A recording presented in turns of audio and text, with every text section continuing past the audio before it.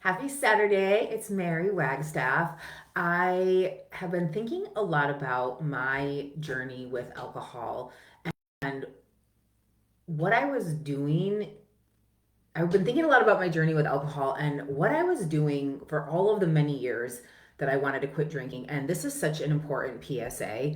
You do not need to be an alcoholic to quit drinking. And I have my own theories about the term alcoholic anyway, but when I was wanting to quit drinking, kind of on and off for 20 years, the only solution that I thought there was to not drink. I didn't even think about AA. I didn't that just wasn't even I just knew that that wasn't for me because that's for alcoholics. Alcohol it's called Alcoholics Anonymous. You're not an alcoholic, so AA is just not for you. So it's not even really a consideration. And maybe you thought, am I an alcoholic? But the fact that that's not landing with you just tells you right there that that's not the solution for you.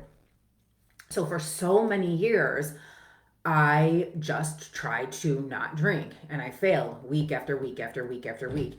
In research that I've done, it says the average person or the average woman tries to quit drinking 5 to 7 times, which is not true at all.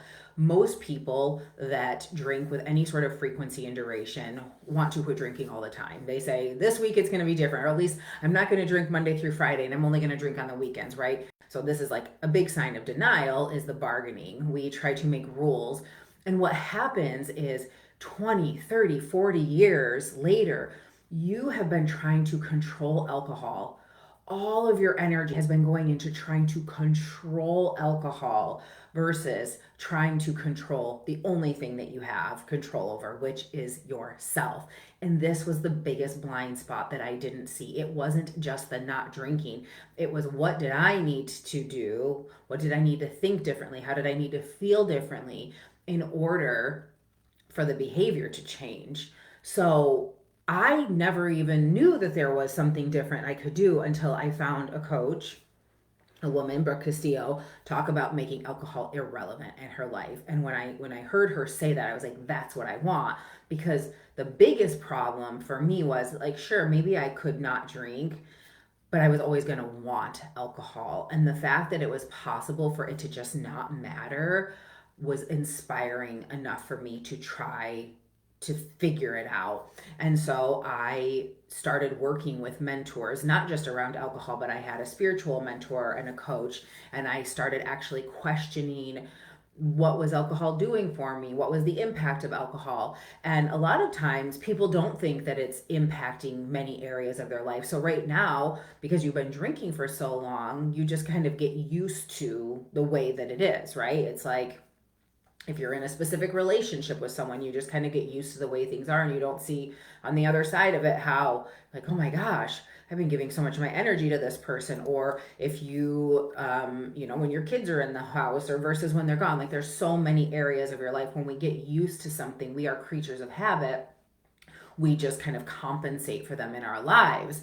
And that's not really the point, but my point is this is the PSA, is that there is another option that's not AA, and there's another option that's just not drinking, because just not drinking doesn't work. You could just not drink for 10 years and still desire alcohol. But what we want is to make alcohol irrelevant to you so that you know how to do what you think alcohol is doing for you on your own, that you don't even really want it or care about it.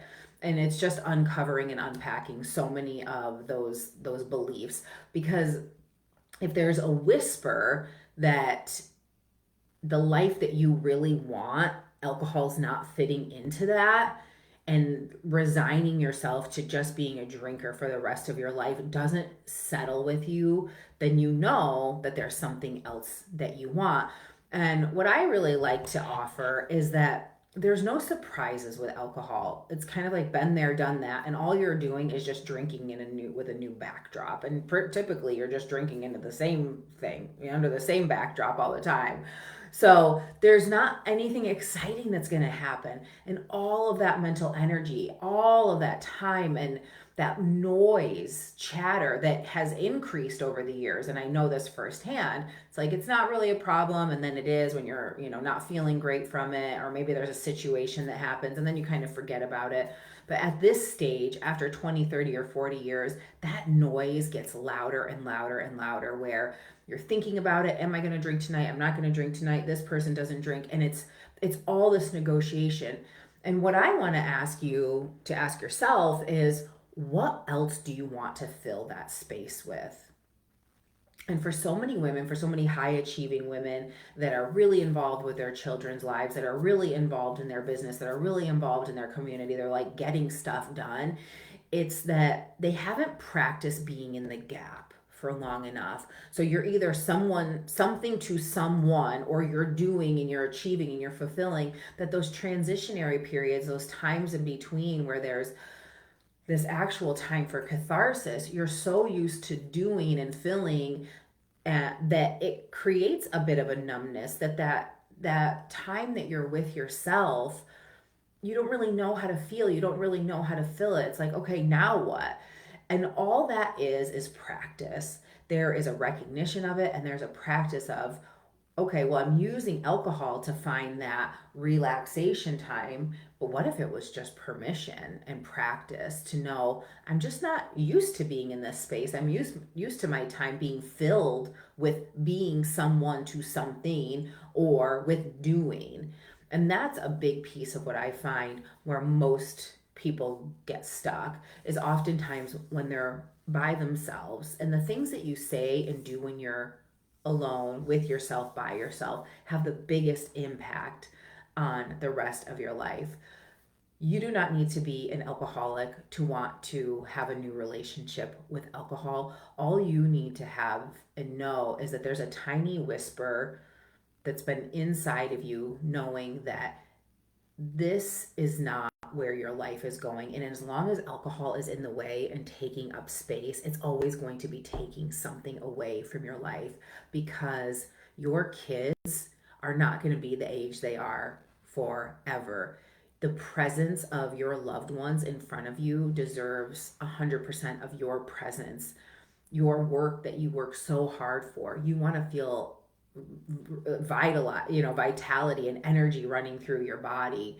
And then the celebration piece of being able to sit at the vista without any external reward, and allowing yourself to have these moments of catharsis because you work so hard, because you are the one putting in all of this effort. Enter holistic alcohol coaching.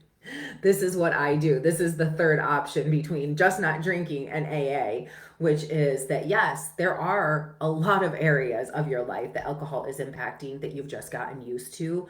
And we center the change around you. And that's the best part. And then every other area of your life becomes better. It's amazing. And it is the empowered choice where there's no day one, there's no rules, there's no labels. And it's really about sustainability on your terms.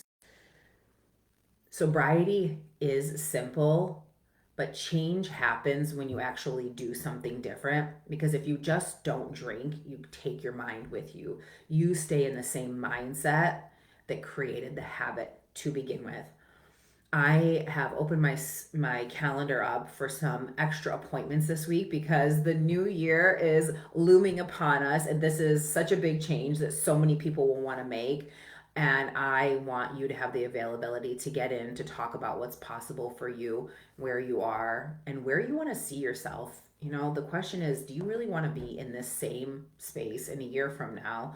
Do you really want alcohol to continue to take up more space in the conversation? Because I know you have much better conversations to be having in your mind and with the people that you love. So there's a link right here to schedule a strategy session with me, and I'm really looking forward to supporting you and through the holiday season. And I will mention this, that you don't have to quit drinking to start. That is actually the result you get, but you do have to do something different to create change. I hope you have a beautiful weekend.